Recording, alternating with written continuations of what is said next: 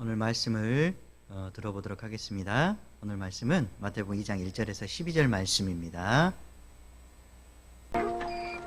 헤로드 왕 때에 예수께서 유대 베들레헴에서 나시매 동방으로부터 박사들이 예루살렘에 이르러 유대인의 왕으로 나신 이가 어디 계시냐? 우리가 동방에서 그의 별을 보고 그에게 경배하러 왔노라. 헤로드 왕과 온 예루살렘이 듣고 소동한지라. 왕이 모든 대제사장과 백성의 서기관들을 모아 그리스도가 어디서 나겠느냐 물으니 유대 베들레헴이오니 이는 선지자로 이렇게 기록된 바 또 유대 땅 베들레헴아 너는 유대 고을 중에서 가장 작지 아니하리라. 내게서 한 다스리는 자가 나와서 내 백성 이스라엘의 목자가 되리라 하였음이니이다. 이에 헤롯이 가만히 박사들을 불러 별이 나타난 때를 자세히 묻고 베들레헴으로 보내며 이르되 가서 아기에 대하여 자세히 알아보고 찾거든 내게 고하여 나도 가서 그에게 경배하게 하라. 박사들이 왕의 말을 듣고 갈새 동방에서 보던 그 별이 문득 앞서 인도하여 가다가 아기 있는 곳 위에 머물러 서 있는지라. 그들이 별을 보고 매우 크게 기뻐하더라. 집에 들어가 아기와 그의 어머니 마리아가 함께 있는 것을 보고 엎드려 아기께 경배하고 보배합을 열어 황금과 유향과 모약을 예물로 드리니라. 그들은 꿈에 헤롯에게로 돌아가지 말라 지시하심을 받아 다른 길로 고국에 돌아가니라. 기도하도록 하겠습니다. 하나님, 오늘도 감사를 드립니다. 12월 달 이제 저물어 가는데 특별히 크리스마스가 돌아옵니다. 하나님, 그리스도의 탄생을 잘 기념하며 감사하며 항상 그리스도와 더불어 살아가는 저희들 될 수 있도록 도와주시옵소서. 항상 기뻐하고 하나님께 감사하는 삶이 되기를 원합니다. 오늘 말씀을 통해서 은혜 받게 하시고 또한 삶에 잘 적용하여서 하나님의 뜻대로 살아가는 저희들 될 수 있도록 도와주시옵소서. 모든 것 주님께 맡기오며 살아계신 예수님의 이름으로 기도드렸습니다. 아멘.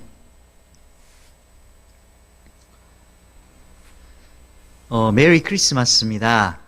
이제 금요일이면 우리 성탄절이 됩니다. 여러분들 성탄절이 왔다고 하는 것은 이제 한 해가 다 저물어 갔다고 하는데 2020년 한 해 여러분에게 일어난 가장 특별한 사건은 무엇이었을까 한번 생각해 보시기 바랍니다. 좋은 일도 있었을 것이고 나쁜 일도 있었을 것입니다. 좋은 일이 많이 있었으면 좋았을 텐데 사람에게는 항상 좋은 일만 있는 것은 아닙니다.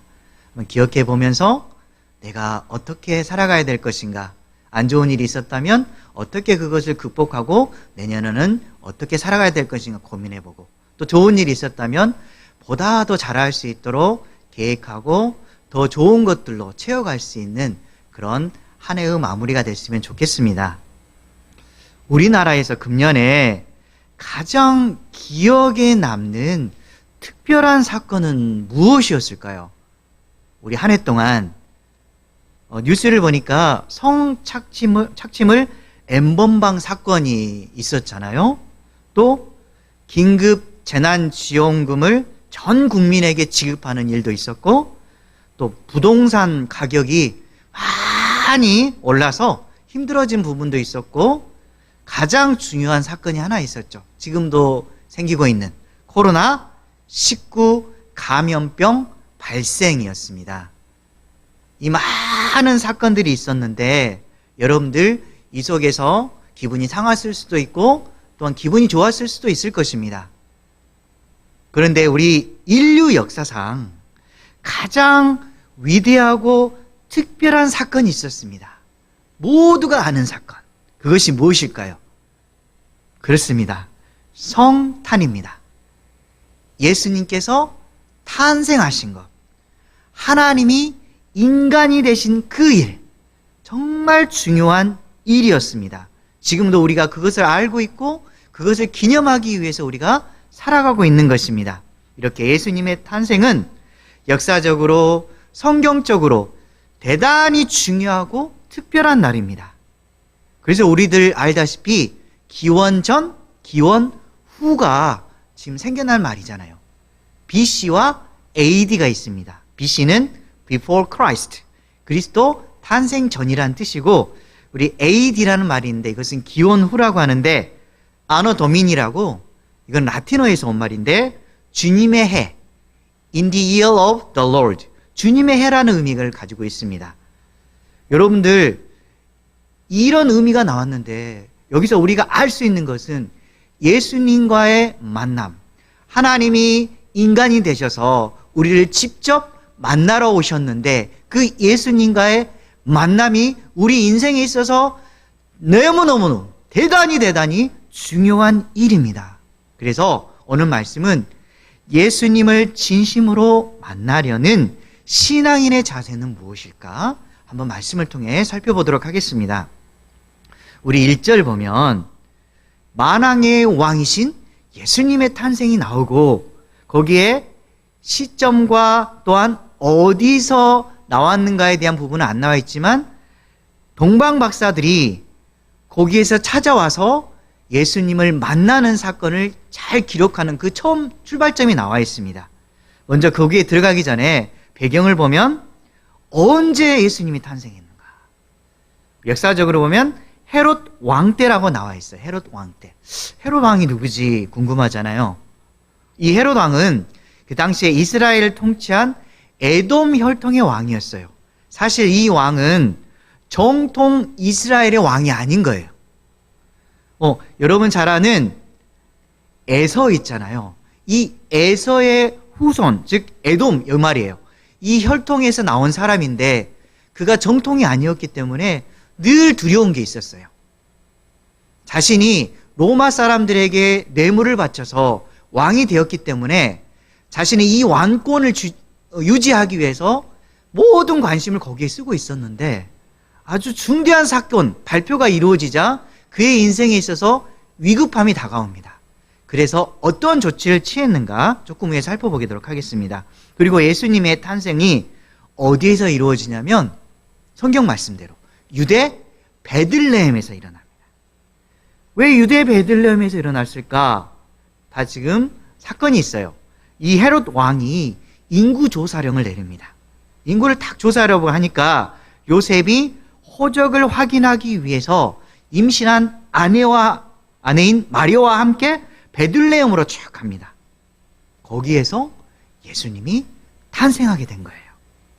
우리 1, 2절에 보면 동방 박사들이 등장을 해요. 이 동방 박사들이 유대인의 왕을 찾아 나서는 장면이 나옵니다. 크게 소리치고 다녀요. 뭐냐면 유대인의 왕으로 나시니가 어디 계시냐? 동방에서 그의 별을 보고 경배하러 왔노라 라고 이렇게 외치고 다닙니다. 여기서 알 수 있는 것은 온 인류를 구원할 메시아가 탄생했다는 소식이 유대 땅뿐만 아니라 전 세계에 알려지게 됐다는 사실을 우리가 알 수가 있습니다. 그 동방 박사들, 멀리에 있는 곳, 즉 페르시아나 메대의 점성술사이기도 하고 별을 연구하기도 했으며 천문학에서부터 꿈의 세계까지 연구하면서 폭넓은 지식을 가진 이 동방 박사들이 예수님의 탄생, 즉 전 세계를 구원할 그 메시아의 탄생을 축하하기 위해서 그 먼 곳에서 오게 된 거예요. 얼마나 그들은 가슴 떨렸을까요? 그 메시아의 탄생을 보기 위해서 자기가 준비하면서 그 먼 곳에서 이까지 왔다는 사실, 정말 가슴 떨리는 일이었을 거예요. 그들이 이곳까지 올 수 있었던 것은 별을 보면서, 별을 따라와서 지금까지 여기 힘든 곳을 거치고 유대 땅에 오게 된 거예요. 이 별을 따라오게 된 겁니다. 그러한 사실이 어디 귀에 들려오냐면 바로 헤롯 왕과 베들레헴에게 들려오는 거예요. 3절에 보면 그렇게 나와 있어요. 소동이 나왔다라고 나오는데 이 소동했다는 말은 시끄럽고 술렁거렸다는 의미예요. 이 시끄럽게 술렁거렸다는 말은 뭐냐면 동방 박사들이 유대인의 왕을 찾자 예루살렘이 발칵 뒤집힌 거예요. 아니, 우리도 지금 생각하지 않는 부분을 저 멀리에서 와서 유대인의 왕이 어디냐라고 그렇게 막 외치고 다니는 거예요. 그러니까 이 소식을 듣고 발칵 뒤집은 거예요. 여기서 가장 긴장한 사람은 누구였을까요? 그리고 지금 유대인의 왕으로 있는, 세상의 왕으로 있는 헤롯 왕이에요. 자신의 정권이 위협을 받을까봐 굉장히 두려움에 떨게 되는 거예요. 그 상황에서 4절에서 6절에 보면 헤롯이 갑자기 긴장하면서 그리스도에 대해서 물어보기 시작하는 거예요. 자신의 왕자가 빼앗길까봐 두려워서 대제사장과 서기관을 막 부릅니다. 막 불러서 이야기를 하는 거예요. 도대체 이 예수 그리스도라는 사람이 어디에서 탄생하게 되느냐, 너희들이 나에게 알려달라라고 좋게 말하고 있지만 사실로는 그리스도를 찾아서 죽이려는 속셈으로 왕이 태어날 곳을 물어보고 있는 거예요. 얼마나 얄팍한 수법입니까? 우리 고린도 후서 1장 15절에 보면 이런 내용이 있습니다. 그러므로 사탄의 일꾼들도 자기를 의의 일꾼으로 가장하는 것이 또한 대단한 일이 아니니라. 그들의 마지막은 그 행위대로 되리라. 아멘. 사탄의 일꾼들은 자기를 누구로 거짓 치장합니까? 의의 일꾼.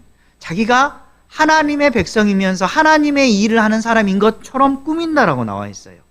그래서 우리가 여기서 배워야 될 게 뭐냐면 종교적 거짓에 가면을 써서는 절대 안 된다는 사실입니다. 우리 잘못 생각하고 잘못 행동하는 사람들의 모습을 우리가 가끔씩 볼 수가 있어요. 종교적인 모습, 착한 양, 선한 사람인 것처럼, 하나님의 말씀을 대변한 것처럼 말하는 그런 사람들이 있어요. 가면을 쓰고 다녀요. 그 가면은 벗어야 됩니다. 우리는 하나님 보시기에 민낯을 그대로 보여줘야 돼요. 우리가 얼굴에 점이 있는 모습, 우리의 부족한 모든 모습, 그 모습을 하나님 앞에 그대로 사실대로 보여줘야 되는데, 우리가 선한 척, 착한 척, 하나님을 위해서 일하는 척하는 그런 거짓된 모습을 우리는 벗어야 됩니다. 우리는 하나님의 백성답게 깨끗한 모습으로 살려고 노력을 해야 됩니다. 여기에 그 왕, 헤롯 왕이 물어보았던 그 내용에 대해서 대답을 해요. 누가 대답을 한다고 아까 그랬습니까? 대제사장과 서기관들이 대답을 해요. 어디서 태어날 것이라고? 베들레헴에서 태어날 것이라고 이야기를 해요. 이것은 이미 예언된 사건이고 하나님의 계획의 일부였다는 사실을 그들이 알려줍니다. 그 성경 말씀은 어디에 나와 있을까요? 네, 미가서에 나와 있습니다. 미가서 5장 2절에 잘 나와 있습니다. 여기 보면 베들레헴 에브라다야, 너는 유다 족속 중에 작을지라도 이스라엘을 다스릴 자가 내게서 내게로 나올 것이라. 그의 근본은 상고의 영원에 있느니라. 아멘. 베들레헴, 너희 사람들아, 너는 유다 족속 중에서 대단히 적은 자들이지만 이스라엘을 다스릴 자가 너희에게서 나오게 될 것이다. 그분은 어떤 분이냐면 이미 태초에 계셨고 그리고 영원까지 있을 분이시다 라고 말씀이 이미 증거하고 있는 거예요. 그 말에 대해서 대제사장들과 서기관들은 이미 머릿속으로 지식적으로 알고 있었어요. 그럼에도 불구하고 이들은 이 마음으로 믿지 않고 행동으로 옮기지 않는 아주 어리석은 삶을 살고 있는 사람들이 바로 대제사장과 서기관들의 모습인 것입니다. 이것은 이론적 신앙인을 상징하고 있어요. 우리 믿는 사람들 중에 하나님에 대해서 알고 있고 주님을 예수 그리스도라는 사실을 느끼고 또한 성경을 통해 잘 배웠다 할지라도 이 사람은 성경 지식이 삶으로 녹아 들어가지 않는 사람이에요. 그렇기 때문에 이 사람은 생명력을 잃은 신앙인의 모습을 보고 있어요. 가짜 신앙인. 우리는 항상 믿음을 가졌다면 반드시 행함으로 옮길 수 있는 지행 일체의 신앙을 가져야 됩니다. 머릿속에 지식이 들어왔다면 가슴으로 들어오고 반드시 발까지 내려가서 하나님의 뜻을 실천하는 그런 사람이 돼야 되는 것입니다. 여기에 실천하는 신앙인은 바로 동방박사들이라는 사실을 우리가 알 수가 있어요. 이 사람들은 비록 하나님을 아는 지식은 부족했지만 삶으로 보여주고 실천한 사람들이라고 우리가 알 수가 있는 것입니다. 예수님의 아는 지식은 조금은 있지만, 그렇지만 삶으로 그 신앙의 지식을 보여주는 사람, 그 사랑이 바로 진짜 실천적인 신앙인의 자세입니다. 우리 야고보서 2장 26절에 이렇게 알려주고 있습니다. 영혼 없는 몸이 죽은 것 같이 행함이 없는 믿음은 어떤 것이라? 죽은 것이라. 행함이 없는 믿음은 죽은 것이라라고 말씀해 주고 있습니다. 우리가 영혼이 없으면 죽습니다. 마찬가지로 믿음도 행하지 않고 말로만 하는 그런 신앙은 죽은 신앙입니다. 그리고 우리가 삶에서 반드시 실천해야 될 게 뭡니까? 입만 살아있는 것이 아니라 입보다는 발입니다. 입보다는 발, 즉 머리와 입으로만 아닌 신앙을 삶으로 증명하는 사람, 이 사람이 참 그리스도인입니다. 여러분들, 하나님을 알았다면, 정말 주님을 사랑한다면 겉으로 보이는 것이 아니라 정말 내면에서 하나님 사랑하는 모습을 주변 사람들에게, 친구들에게, 가족에게 그것을 그대로 증명해 보이십시오. 거짓 그리스도인이 아니라 가면 쓴 그리스도인이라 참 하나님을 사랑하는 그리스도인다운 그런 삶을 사는 저와 여러분 되시기 바랍니다. 그래서 우리 7, 8절에 보면 헤롯 왕과 동방 박사들이 만나서 대화가 나옵니다. 이때 헤롯 왕이 드디어 동방 박사들을 자기의 궁으로 불러들입니다. 그들이 궁으로 가게 됩니다. 그리고 헤롯이 그들에게 질문해요. 그리고 요청까지 합니다. 무슨 질문이었을까요? 별이 나타난 때가 어디냐? 여기에 대해서 자세히 알아보고 찾거든 내게 고하라. 그리고 나도 가서 그에게 경배하게 하라라고 정말 좋은 모습인 양 꾸미면서 그들에게 말을 합니다. 사실 헤롯의 생각은 무엇이었을까요? 죽이려는 마음이 있었습니다. 예수님을 죽이려는 마음이 있었고 악한 의도를 사실은 감추고 있었던 것입니다. 이 헤롯 왕은 자신이 가지고 있는 것, 그것을 잃어버릴까 봐 너무너무 두려웠던 겁니다. 자신의 욕심에 사로잡혀서 절대 그것을 놓지 않으려고 하는 것입니다. 여러분은 어떻습니까? 여러분 삶 속에서 자신이 가장 소중하게 여기는 것은 무엇입니까? 예수님이 아닌 다른 어떤 것을 여러분은 가장 소중하게 여기고 있나요? 그렇다면 여러분은 어떻게 하실 건가요? 주님께서는, 주님이 원하시는 것은 그분을 가장 소중히 여기고 그분과 함께 더불어 살며 그분을 영화롭게 하기를 원하십니다. 그래서 우리는 반드시 주님보다 더 소중하게 여기는 것이 있다면 반드시 버려야 합니다.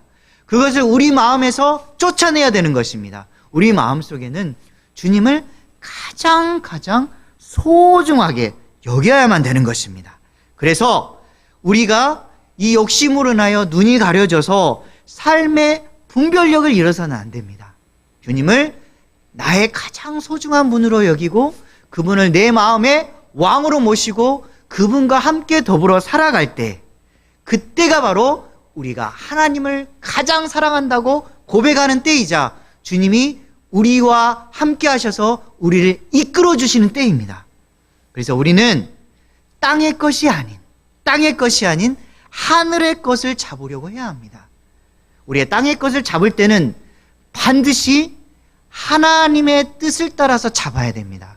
그리고 땅의 것을 잡았을 때는 그분의 영광을 위해서 최선을 다해서 그것을 잡고 그것을 주님께 드리기 위해서 잡아야 되는 것입니다. 우리는 하늘의 것을 소중하게 여기고 그분을 따라가는 그것을 우리의 생명으로 생각하고 살아가는 저와 여러분 되시기 바랍니다.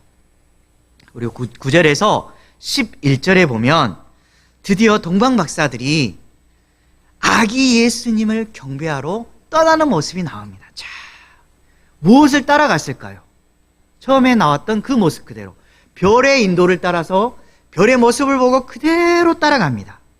별이 쫙 움직이다가 갑자기 어느 한 집에 별이 머무릅니다.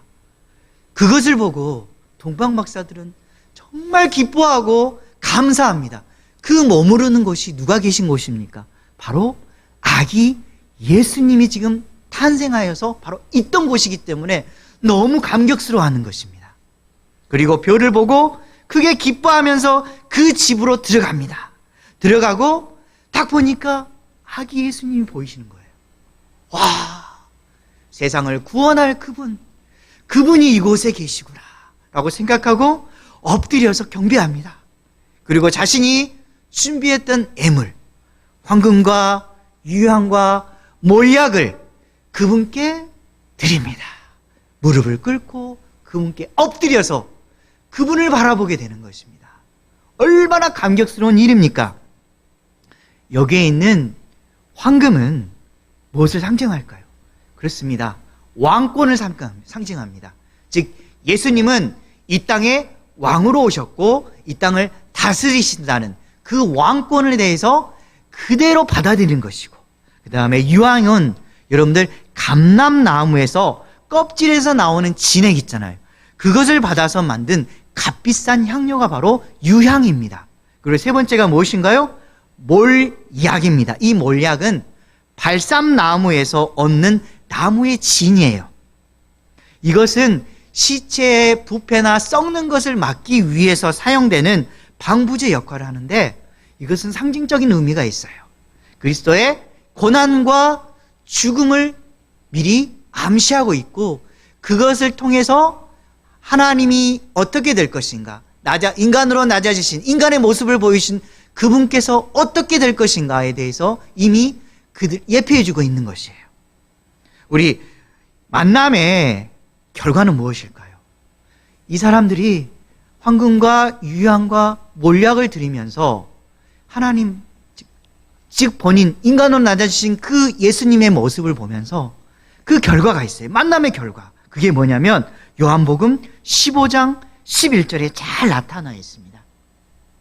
내가 이것을 너희에게 이름은 내 기쁨이 너희 안에 있어 너희 기쁨을 충만하게 하려 함이라. 아멘.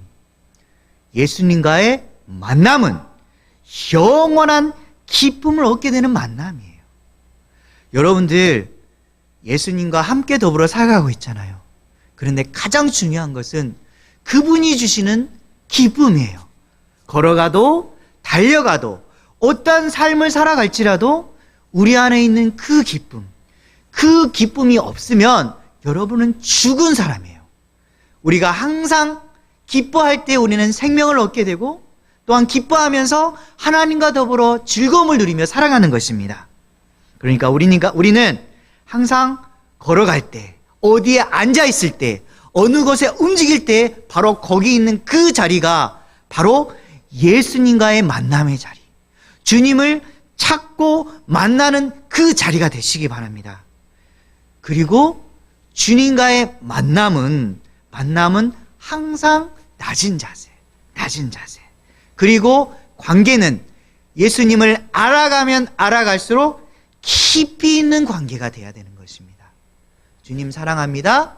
주님, 내가 어떻게 살아갈 것인가 주님 가르쳐 주세요. 그리고 주님께서 말씀하시면 제가 그대로 가겠습니다라는 그 관계에 깊이가 있어야 되는 것입니다. 우리 12절에 보면 동방 박사들이 드디어 황금과 유향과 몰약을 주님께 바치고 주님과의 그 기쁨의 만남을 가지고 나서 너무나 기뻐하면서 자신의 나라로 돌아가기 시작합니다. 그런데 꿈속에서 하나님께서 이 동방 박사들에게 가르침을 줍니다. 하나님의 역사가 이루어집니다. 뭐라고 말씀하냐면 헤롯에게로 가지 말거라. 너희들이 헤롯에게로 가지 말고 돌아서 내 지시에 따라서 가거라라고 말을 합니다. 그들은 이 말을 듣고 사실 인간적인 계산을 할 수도 있었을 것입니다. 만약에 헤롯이 있는 곳으로 가지 않는다면 멀리 돌아서 가야 되는 그런 좋지 않은 시간과 힘의 낭비가 있을 거라고 생각해서 말을 안 들을 수도 있었을 텐데, 그들은 하나님께서 말씀하신 것에 대해서 순종합니다. 그리고 먼 길로 돌아서 가게 됩니다. 참, 그들은 하나님에 대해서 진정을 알지 못했던 그 사람들이 비록 얕은 지식은 가지고 있었지만 그 얕은 지식 속에서도 하나님의 말씀을 순종하려고 하는 그런 마음이 있었어요. 그러면 우리도 어떻게 살아갈 것인가 우리 말씀을 통해서 배우면 좋겠어요. 잠언서 3장 6절에 이렇게 말씀합니다. 너는 범사의 그를 뭐하라? 인정하라. 그리하면 내 길을 지도하시리라. 아멘. 주님께서는 삶 속에서 항상 원하시는 게 범사의 주님을 인정하라라고 합니다. 그러면 내가 너의 길을 지도해 주겠다라고 말씀합니다. 우리가 딱 움직일 때 맞습니다. 주님이 함께 하셨습니다. 주님, 이 길을 가려고 하는데 어떻게 가면 좋겠습니까? 주님, 저에게 말씀해 주세요. 저에게 감동을 주세요. 어떻게 하면 좋겠습니까?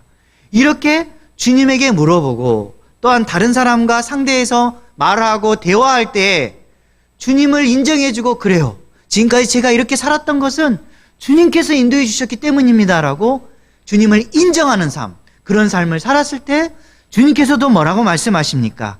내 길을 지도해 주겠다라고 말씀해 주십니다.